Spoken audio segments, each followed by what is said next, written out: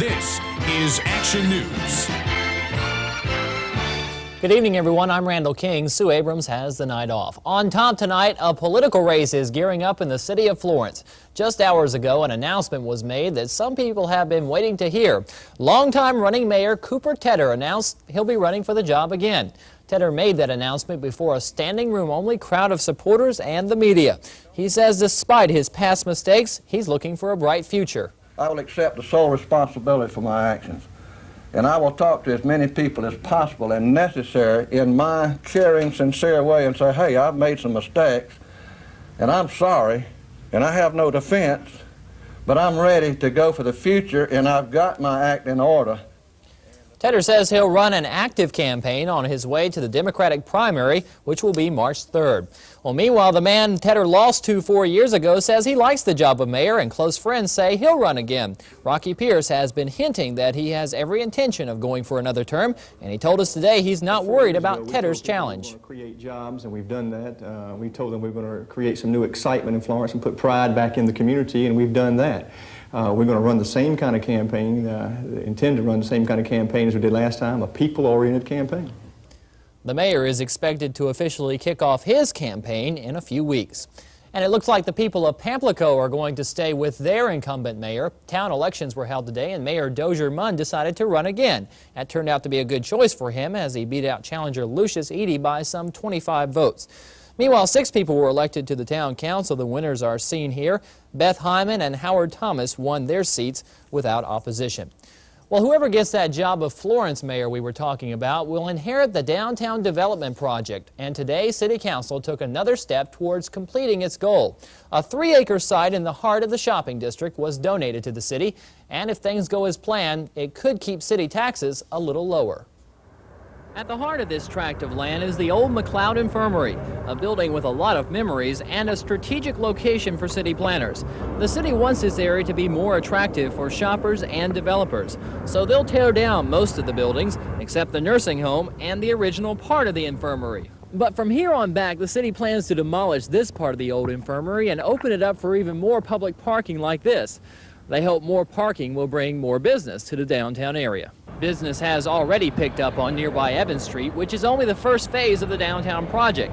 As for the building itself, Councilman Fred Sammer hopes a developer will turn it into an office complex or something similar, a move that would increase the city's tax base. That if we can get a private developer interested in developing this piece of property, he will have to pay taxes on it. And that will help hold down the taxes that the average person pays. And if the downtown efforts work, those are the kind of tax savings city leaders plan to pass along to all city residents. The destruction of those old buildings on the lot should start sometime during the next 2 months. Well, while Florence residents start thinking about voting for mayor, all of us will have a new governor in South Carolina by this time tomorrow. Republican Carol Campbell is determined to make some changes in the direction of our state. Tonight, Bill Coy has a preview. Workers were getting the inaugural parade. Well, in other news, some folks in Conway found out this week that the wrong element had moved into their neighborhood. It seems some of their neighbors allegedly turned their dwelling into a house of prostitution. Residents of the Quail Creek subdivision suspected something unusual was going on for the past 6 months. And this week they found out what. There were 2 cars pulled out of their driveway rather rapidly and spun around on the road. My wife happened to see it.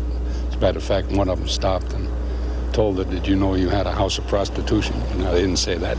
"Did you know you had a whorehouse?" Yes. And they were yelling at each other and so on. So that's when we realized that we had a real problem.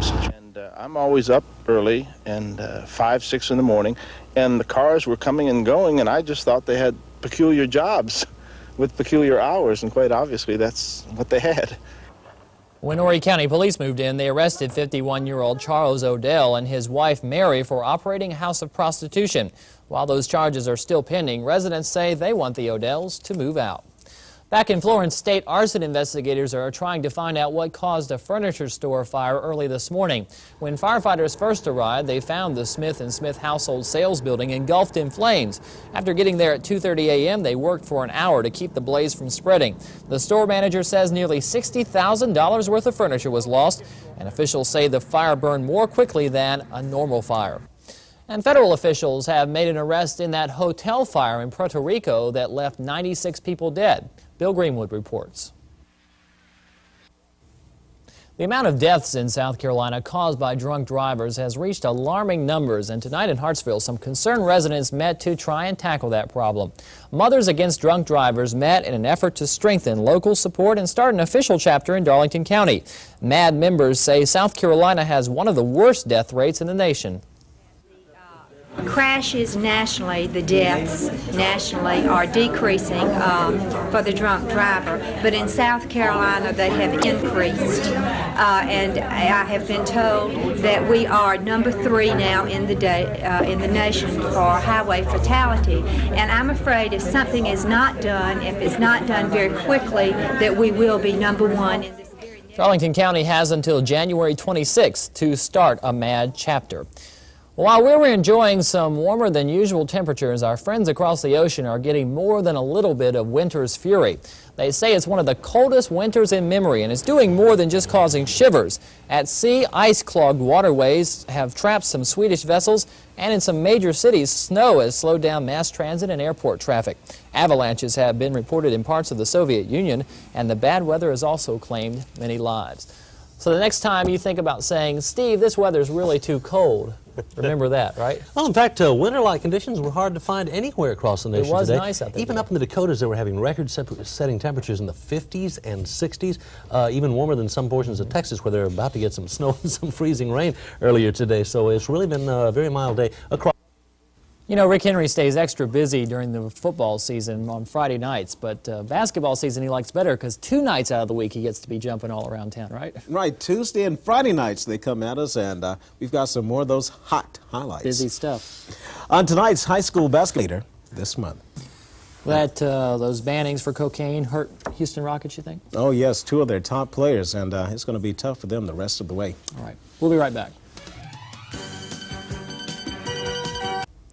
Finally tonight, it's time to start thinking about those dreadful tax returns because that April deadline will come sooner than you think. Also beware, if you forget to file on time this year, the government has a new toy that will find you. Tony Sargent explains. If you decide to and begins dipping straight into your paycheck. Tony Sargent, ABC News, Washington.